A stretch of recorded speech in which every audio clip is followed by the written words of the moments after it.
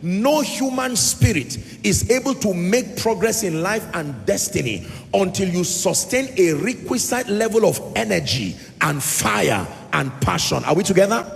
In physics, now again, I make reference to my science-based people. Remember, one of Sir Isaac Newton's laws says that a body remains in a state of rest or uniform motion except compelled by an external force to act otherwise. The meaning of that is that any body, including you as a body, you will remain in one place until a force pushes you that is beyond the inertia that is keeping you right where you are. Are we together? This pulpit will remain where it is, but if you apply a force greater than the force keeping it, it will move. That's how your destiny is. So when you find someone making progress in life, it means there is an energy, there is a force, are we together, driving that person that is greater than the force of, say, criticism, that is greater than the force of discouragement.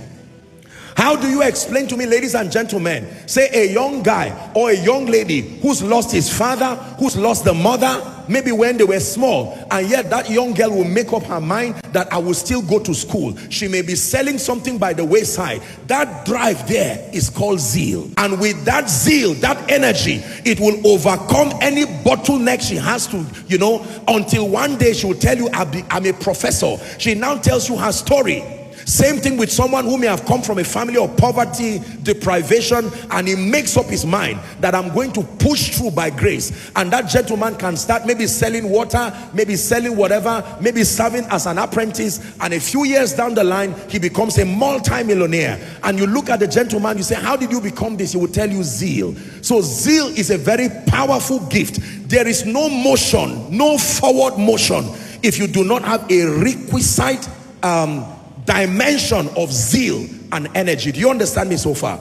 Zeal is very important. One of the definitions of hopelessness is lack of zeal. The moment people have lost their fire, their zeal, because they cannot see a future before them, what happens is that the zeal dies, and with the dying of zeal, hopelessness comes.